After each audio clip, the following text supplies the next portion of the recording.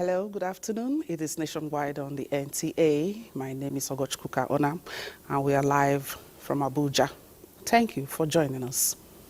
The House of Representatives Committee on Solid Minerals is canvassing support for the proposal to allocate 10% of revenue from the mining sector for the development of host communities. This was during the members' oversight visit to mining sites in Kogi State, where they also advocated fair pricing of cement by manufacturers. National Assembly correspondent Mitare Ikben reports. Lawmakers continue investigation into the arbitrary increase in cement price with this visit to Kogi State, where they are first received by the Deputy Governor.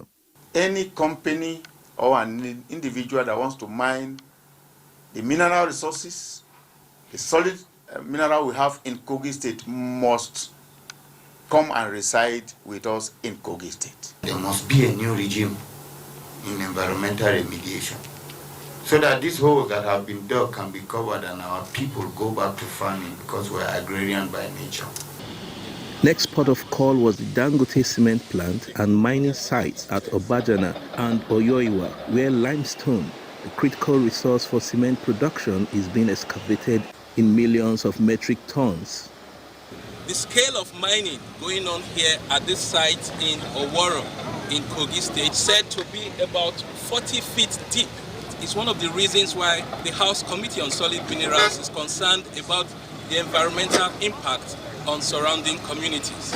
At an interactive session, the lawmakers insist on rational pricing of cement, considering that the raw materials are sourced locally. We want the input ratio for production of 1 bag of cement. If you are getting the raw materials, all the raw materials in Nigeria, I don't think anything justify that high price of cement. You saw the size of the equipment. A man was looking like a dwarf compared to the tire of an. All mining equipment consume diesel. We don't use electricity. From bulldozers to payloaders to dump trucks, they are consuming diesel. We have probably mined over 20 trillion naira out of this budget. If something like this is done in a community of this nature, that would take proof. We shouldn't be looking for a microscope to look at, to see your impact in the community. Give us empowerment, empower the youths. It's enough for them. The committee emphasizes that it is not on a witch hunt, but seeks fair pricing of cement to promote affordable housing for Nigerians. From Obajana in Kogi State, Mitare Ikwe, NTA News. Nigeria's Chief of Defense Staff, General Christopher Musa, is in Niger Republic meeting with the country's military head of state. However, defense correspondent Ismail Musa reports that details of the agenda of the meeting have not been made public. General Christopher Musa is the chairman, ECOWAS Committee of Chief of Defense Staff, vested with the mandates of ensuring regional peace and security. A Zimbabwean Bishop Eben Iwatahi has been repatriated from Nigeria for allegedly violating immigration laws. In a statement, Public Relations Officer of the Nigerian Immigration Service, Kenneth Udo, says the clergyman arrived the country on a tourist visa but was found to be participating in Methodist Church leadership election process in violation of the terms and privileges associated with the tourist visa as provided in the Nigeria Visa Policy 2024. The statement adds that while the Nigerian Immigration Service encourages lawful inflow of foreign direct investment and individuals engaging in business and social activities as key facilitators of economic growth and development, it will not tolerate any violation of the country's immigration laws. As Imo people prepare for the September 21, 2024 local government election in the state, some Owerri residents have bared their minds on their expectations from the electorate and indeed from would-be elected local government chairmen, including the councillors. Chuma Wankwere has the details. On July 11, 2024, the apex court of the land delivered a historic and landmark judgment affirming financial autonomy of Nigeria's 774 local government councils. Many are of the opinion that the judgment have elicited and rekindled hope in the minds of many politicians that they started jostling for elective positions come September 21, 2024 local government elections in Imo State. Let us hear from some Imo electorates on their expectations before, during, and after the local government elections. So we are now expecting the chairman of the various local governments to perform miracle. The people are excited for we to see that the election went free and fair. Many affirm that if the people's choices and wishes are respected through a free and fair electioneering process, the electorates would flow with such men and women, and the much needed dividends of democracy to the grassroots will be made manifest and glaring sooner than later. Inauguration, Chuma, Wankwere, NTA News. They want the chairman, when elected, to perform miracles.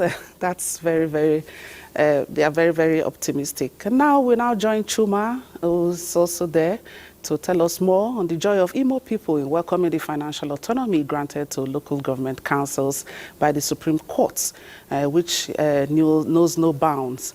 How may this joy be sustained, Chuma?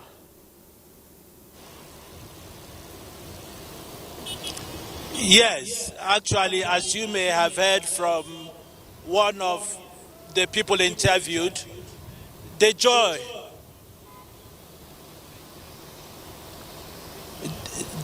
of the people know no bounds, and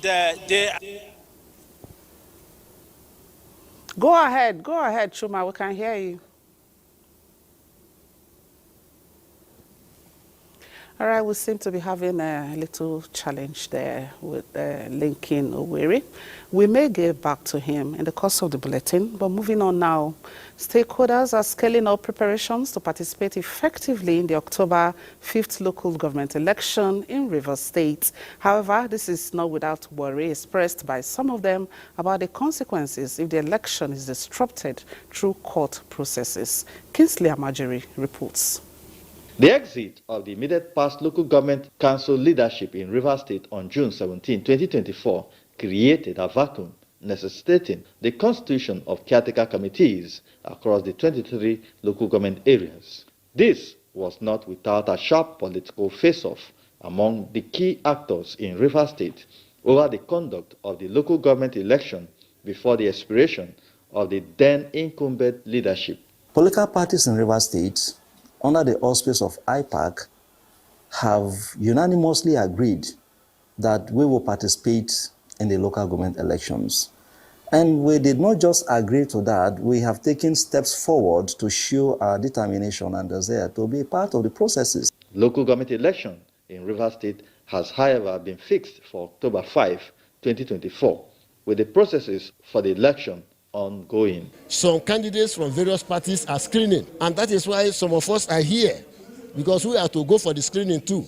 Some of the candidates have equally embarked on grassroots mobilization to seek the mandate of the electorate. A faction of APC in Rivers State says it is not participating in the process. What they are doing today, as we speak, that 5th of October, as we're talking about, will not work. You can't go and conduct local government election in Rivers State without a person like you. The key concern for some analysts is the consequential implication of the election not holding, given a legal battle instituted to stop the poll. Any state that fail to conduct, of course, the deterrent should be that they will not have access to the funds of the local government. Whoever that is waking up and said, look, you stop an election when you know that is the proper thing to do, I don't know whether that person really want the development of the state. So they can't stop the election except by the order of court. Others expect the election holds to ensure the democratization of the local government system, ensuring accountability, and hope the Supreme Court judgment does not cut off local government councils in the state from accessing federal allocation. In Port Harcourt, Kingsley Amajiri, NTA News. Still talking politics, the defunct APC Women Campaign Council is appealing to President Bola Tinubu and the National Working Committee of the governing All Progressives Congress to consider the roles it played during the 2023 presidential election and accommodate its members into mainstream governance. The group was speaking during a media briefing where it mentioned that its 30 appointments of 30% of women into key sectors of governance in the present administration should be favorably looked into for an all-inclusive government. The women advocated continued conversation on how to improve the welfare of members who put so much energies in driving President Bola Ahmed Tinubu's presidential campaign to success, with attention to women of the defunct APC groups. Women Campaign Council and pick women to fill the balanced 18% deficit in the appointments made so far and ensure correction of this future appointment for women participation. The organization pledged to continue to support policies and programs of government in its continued efforts of driving the transformative agenda of the federal government under the renewed hope agenda to success. And in other news, the Social Democratic Party, SDP, has expressed displeasure over an alleged attack on its Kogi State governorship candidate, Mutar Ajaka, during the Supreme Court judgment that affirmed the election of Usman Ododo as the governor of the state. Kenneth Nanim reports that the party held a media briefing in Abuja to present its position on the Apex Court verdict. The recent judgment by the Supreme Court that affirmed the election of the governors of Kogi, Bayelsa and Imo states is one that has been trailed by many reactions. Naturally, not all the parties involved are smiling. The Social Democratic Party SDP, whose candidate Murtala Ajaka at the Kogi State governorship election lost at the Supreme Court, believes it did enough to get a more favorable outcome from the Apex Court.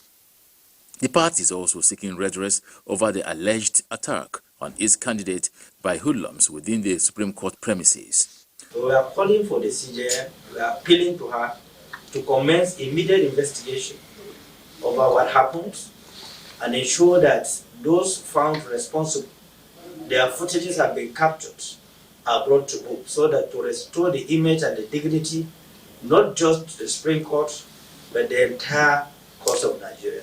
Having pledged support to the federal government, the party's leadership urges the current administration to take decisive action to ensure unpatriotic citizens do not mar its good intentions. We will not be part of pulling down the roof of this government, but we will add value to the stability of this government, to the credibility of this government. I'm still investigating what led to that attack on my person at the Supreme Court. We are waiting, we've written them officially. The SDP says it will continue to play its part in constructively critiquing the governance in the country while proffering solutions to the socio-economic challenges confronting Nigeria. Kenneth Nanim, NTA News. We'll be having a report on checks and balances of financial autonomy in local government administration as we link up with Adiola in Lagos for details of this and another report in health. Hello, Adiola, you're on. Lagos for details of this and another report in health. Hello, Adiola. Hello, Ogachukuka. Good to see you. The Lagos state government has enhanced its surveillance and emergency preparedness to counter potential threats posed by the aggressive Mpox-clad 1B variant currently causing an unprecedented surge of cases across Africa. Lagos State Commissioner for Health, Professor Akin Abayomi, disclosed this at a media briefing in Lagos. S.A. Amaka reports. State, accompanied with its multiple airline and shipping routes, the Lagos state government is concerned about a potential threat of the importation of Mpox from neighboring countries into the state. Amid these rising concerns about the spread of this highly contagious disease, the Commissioner for Health, Professor Akin Abayomi, says the Lagos state government is taking proactive steps drawing from its experience with past health crises like Ebola and COVID-19, to prevent the introduction of the clade 1B variant into the state. In West Africa, we have Mpox 2 and 2A. So what we are talking about today is the potential of importing Mpox 1B from where it is circulating in large numbers in the Democratic Republic of Congo. We have kicked off our campaign. We're going to activate our Emergency Operations Center to focus specifically on Mpox clade 1B, the strain circulating in Central Africa. He further noted that while there are currently no active Mpox cases in Lagos, the state must remain vigilant against the potential importation of this aggressive variant. We're telling you that there's a risk. We're telling you how to recognize Mpox if you should see one or if you should develop the symptoms yourself, and that you should notify us in the Ministry of Health through your doctors, through your primary healthcare facilities. Meanwhile, the Lagos state government is also exploring vaccine options and has established local research teams to guide government policy on Mpox. In Lagos, S.A. Owamaka, NTA News. The revalidation of financial autonomy to local government must be followed up with structural rearrangements that ensure that the third tier achieve its constitutional mandate. Experts say putting mechanisms in place to act as checks and balances is imperative in monitoring financial misappropriation. Michael Olaleye completes that report. With the long-awaited victory in autonomy of local government administration finally secured, it is time to transform all the lofty dreams of economic development at the grassroots into reality. For those that have anxiously looked forward to a day the local government will receive its financial freedom to exist as a third tier of government, the understanding is deep, not only because it is the closest to the people, but this new experience will bring back memories of projects and wealth creation that once existed at the local areas.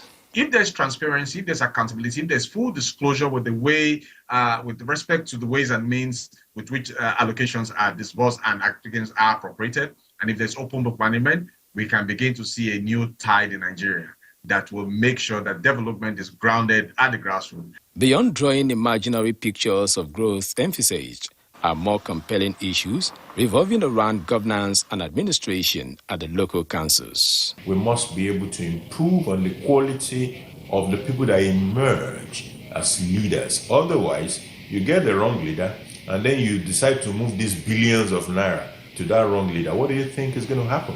Experts say for local government areas to exist, their constitutional mandates must be done on the basis of structural rearrangement with necessary checks and balance in place. Each local government should have a mechanism for awarding contracts for purchases. There must be a proper procurement mechanism in place. So by doing this, so local government cannot just abuse that fund. And I want to suggest that EFCC and for Bureau of Public Procurement should have offices in all the local governments so they can guide them. The consensus going forward is that since local government is pivotal to economic rejuvenation in Nigeria, then it is the responsibility of the citizenry to ensure that the financial autonomy works in tandem with constitutional demand. In Lagos, Michael Olaleye, NTA News. And those are the reports from Lagos. Nationwide will continue in a Makurdi Network Center after this time out.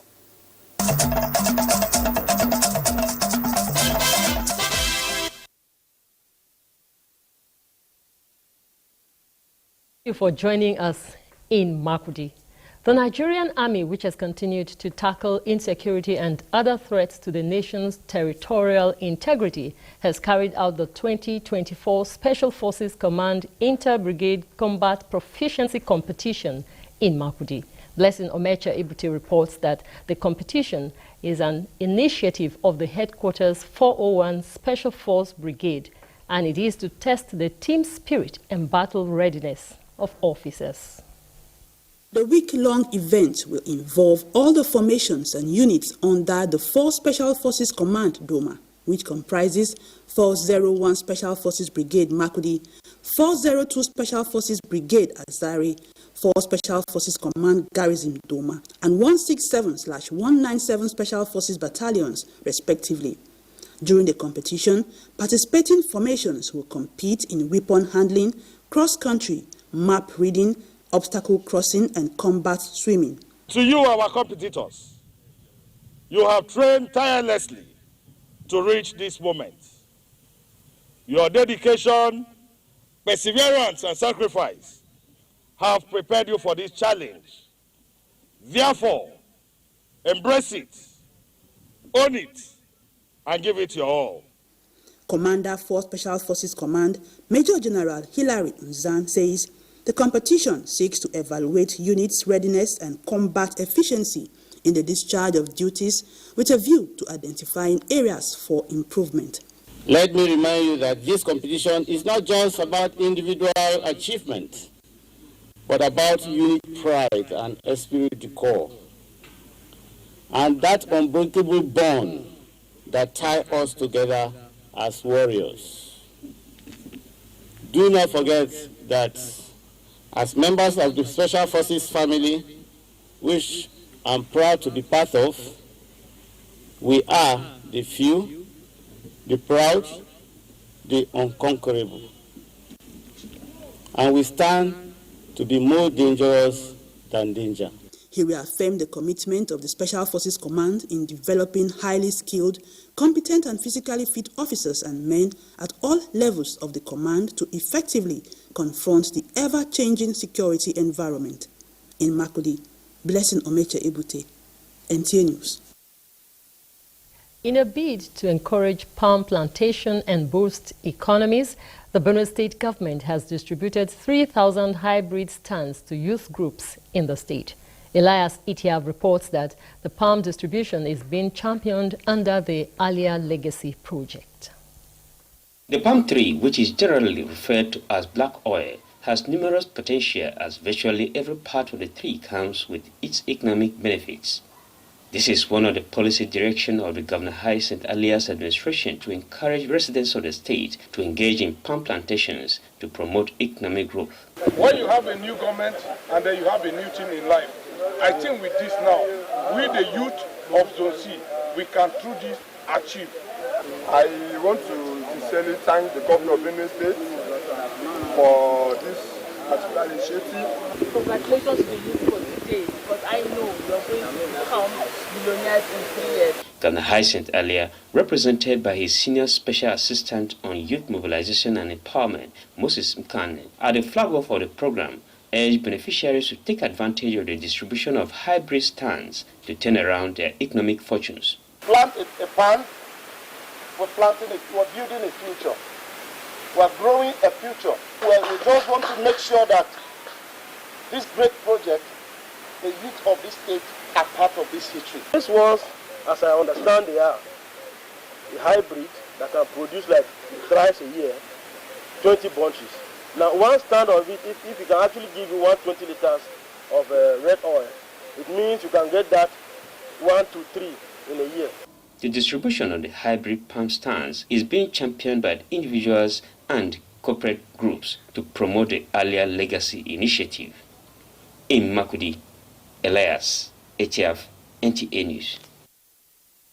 And that's our package from Makurdi. Nationwide returns to Ogochukwuka in Abuja. Thank you, Susan. And now back in Abuja, the African Democratic Congress, ADC, has inaugurated newly elected national youth executives to foresee the youth wing of the party. The new national executive members were sworn in by the chairman of the party, Ralph Smosu, at the party's headquarters in Abuja. Today, the thought behind the ADC Continental Youth Council is so that our youth will have the freedom to think, to imagine, to innovate, to create, to co-create the great ideas that will take our country and the continent to where we should be. Nwosu urged the newly elected executives who are drawn from all walks of life to use their wealth of experience to strategize programs and events that will not only educate but enlighten Nigerians on why ADC is the best party to reckon with. All right, we'll now be going to Enugu. Comforts Ayim is our guide for more reports on Nationwide today. Enugu Network Center. Over 50,000 exercise books have been distributed to students from various schools in Enugu State. The gesture is courtesy of the wife of the President, Senator Oluremi Tinubu. Chika Ogu has the details.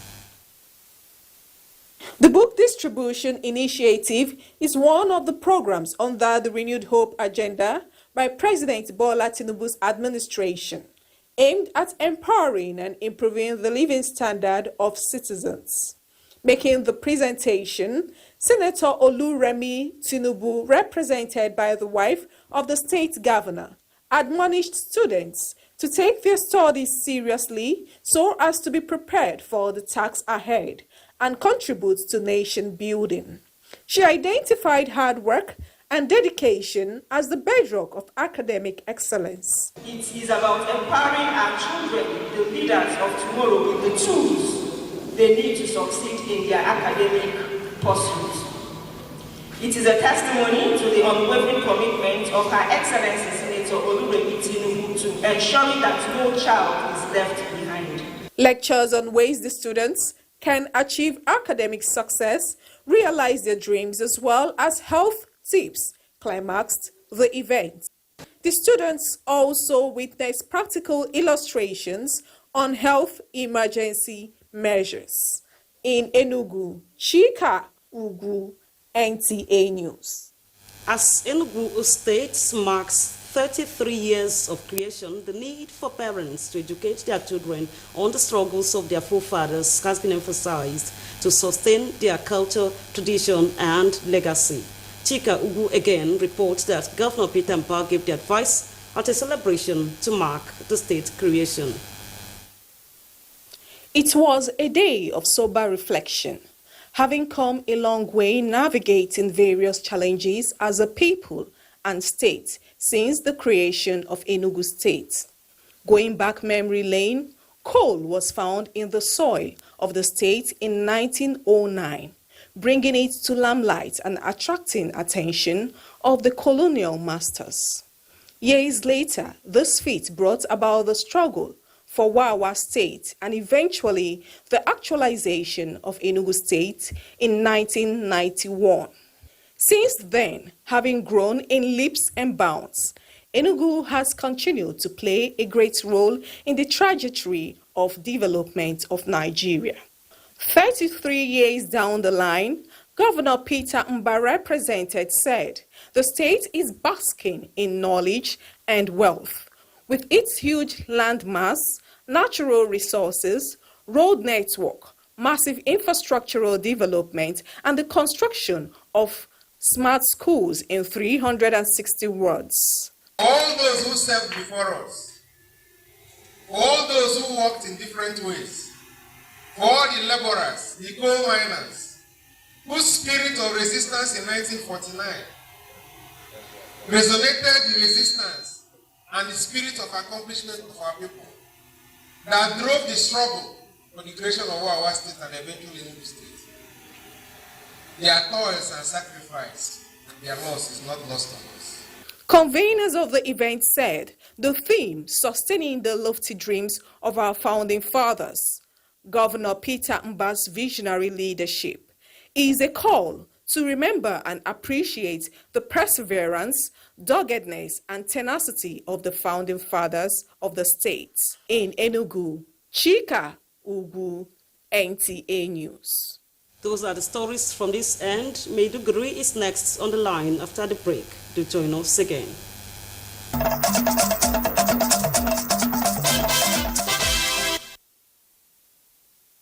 Glad to have you join us. Facilitating trade and private sector investment in Borno, a pathway to resilience, economic recovery and growth in Borno State was the focus for the Partnership Day celebration targeting 250 participants from the Northeast, organized by Borno State Government, funded by Mexico and supported by USAID, Save the Children, among others. The event drew participants from the Northeast states. Pauline Kujafan has details. The 250 participants from across the 6 states of the Northeast gathered to explore the vital role of trade and private sector investment in driving resilience, economic recovery and growth in Borno, considering the security challenges that bedeviled the state for the past 15 years. Representative of the Borno State Governor, his Chief Special Advisor on Humanitarian, Dr. Mairo Mandara, highlighted opportunities and the need for partnership, considering that the state shares border with 3 countries of Cameroon, Chad and Niger. The Borno State government is committed to ease business for people and make it conducive for people, provided they're going to create jobs in Borno State. Country Director Mercy Corps Nigeria, Ndibisi Anyao, among other partners, acknowledged stance to strengthen commitment towards sustainable economic growth and resilience building in the state. We're here to change the narrative. This is a place that has markets, it's a place that has suppliers, and it's a place that can really be an engine of growth. Some of the participants pledged to leverage development investment to foster strategic relationships between the public and private sectors. The event featured panel discussions by government and private sector, focusing on fostering the enabling environment for investment in Borno State. In Maiduguri, Pauline Kujevana, NTA News. The National Population Commission Borno State Office, in collaboration with the United Nations Children's Fund and the state government, has flagged off phase 1 of a training session for Deputy Chief Registrars and ad hoc volunteers in electronic civic registration and vital statistic for data collection. Abubakar Musa reports. Seated across these 3 different centers comprising the Maiduguri office of the National Population Commission, Federal Government College Maiduguri and Babagana Wakil Memorial School are over 1,000 indigenous sons and daughters from northern and central Borno senatorial districts who are expected to undergo training on electronic civic registration and vital statistics necessary in any demographic survey. A collaboration between the Commission, UNICEF, with support of Borno State Government. The idea is to train the trainers towards ensuring that every child that will be born in Borno and Nigeria possesses a birth certificate henceforth for equitable and durable national planning. As a human being, as a citizen, as an indigenous of Borno State, you need to have your birth certificate. With your birth certificate, you access so many things. With the support of UNICEF and, of course, the governor of Borno State, who want to go digital. Similar training is expected to hold in Biu and Askira Oba centers for those in southern Borno senatorial district. They know their people. They will be able to convince their people at the community level more than when you send in a stranger. With such a mechanism in place, digital birth registration methodology will now replace the old order in tune with global standards. In Maiduguri, Abubakar Musa, NTA News. That does it from Maiduguri. Nationwide continues with Ogochukwuka in Abuja. Ogochukwuka is back to you. Ladidi in Maiduguri, thank you very much. Boats and bridges affected by recent flooding across Kebbi State will be urgently reconstructed to revive agriculture and economic activities in the state. Governor Nasir Idris disclosed this while inspecting the affected communities. Correspondent Abduljalil Mohammed Bawa reports. The recent flooding in Kebbi State has had a devastating impact on farming communities, with many roads and bridges linking towns and villages severely affected. The damage has hindered movement and disrupted socio-economic activities. It serves as economic backbone of activities, not only farming activities, but other trading activities. Governor Nasir Idris therefore conducted an inspection tour of affected roads and bridges in Kawara, Mayalu, and Digi communities to assess the extent of the damage and to identify areas requiring urgent intervention to revive farming and socio-economic activities. We are not going to allow our people to suffer. Government will do everything possible. The Ministry of Works is being directed to invite the contractor, sit down with him and discuss and see how best he will come back to the site and work should commence in earnest. The governor's commitment to swift action is expected to bring relief to the affected communities and support the state's economic recovery. In Birnin Kebbi, Abdul Mohammed Bawa, NTA News. Chairman of Kingmakers Council in the Ningi Emirate, Waziri of Ningi, Ambassador Shaibu Ahmed Adamu, says 3 emirship nominees will be forwarded to Bauchi State Governor Bala Mohammed for his approval of one as the new 16th Emir of Ningi.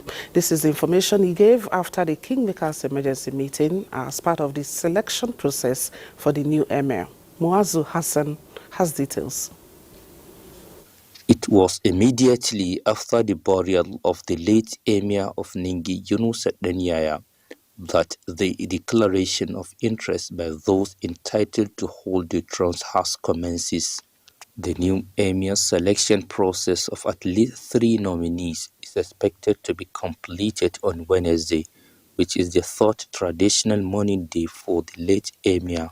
Certainly, they will not get to know the new Emir until after the 3 days of mourning, and then the Kingmakers will do open the selection process, and then thereafter we'll pass on to the state government. The state government is the final decision maker, so the governor will decide among the people that will present to fill in the vacant stool.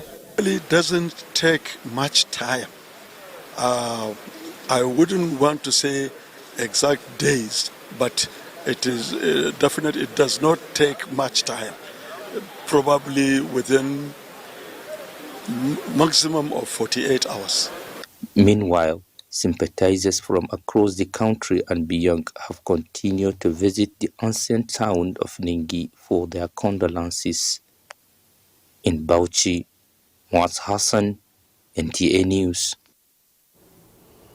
Strengthening anti-corruption agencies, fiscal transparency, and citizens' engagement in governance are key ingredients needed in winning the fight against corruption in Nigeria. Musa Abubakar reports that these are contained in recommendations by Center for Fiscal Transparency and Public Integrity in partnership with MC Arthur Foundation to build momentum from International Anti-Corruption Conference 2024. The 2024 International Anti-Corruption Conference may have gone, but lessons learned and takeaways resonate with participants here at this workshop. This gathering is a follow-up to the discussions and collaborations initiated during the International Anti-Corruption Conference, investigating political candidates and strengthening election integrity. Right of citizens to participate in governance and reporting corruption are some of the major takeaways the Center believes can address corruption and improve transparency. Talking about enhancing our public procurement processes to reduce corruption. We're talking about monitoring climate finance. We're talking about electoral integrity, where the people we vote into office has the level of integrity that they should be there.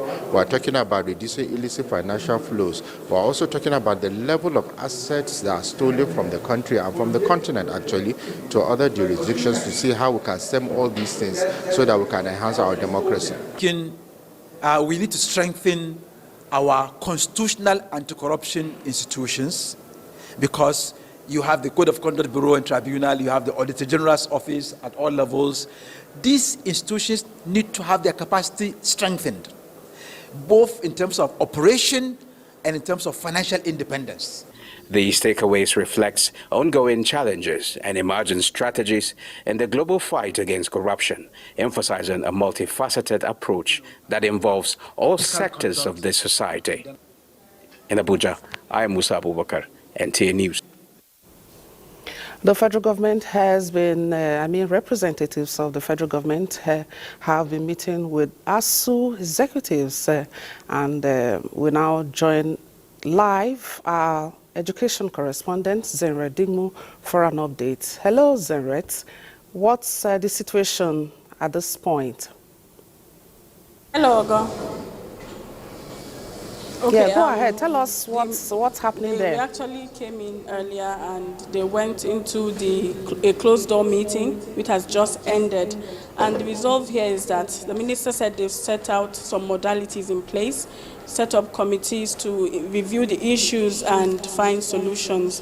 And this meeting is supposed to reconvene on the 6th of September so that they can iron out all the issues after the review, of course, of the issues that they have tabled before the Federal Ministry of Education. Okay, I know the shot is a little bit unsteady, but can you tell us some of the issues, maybe one or two of them?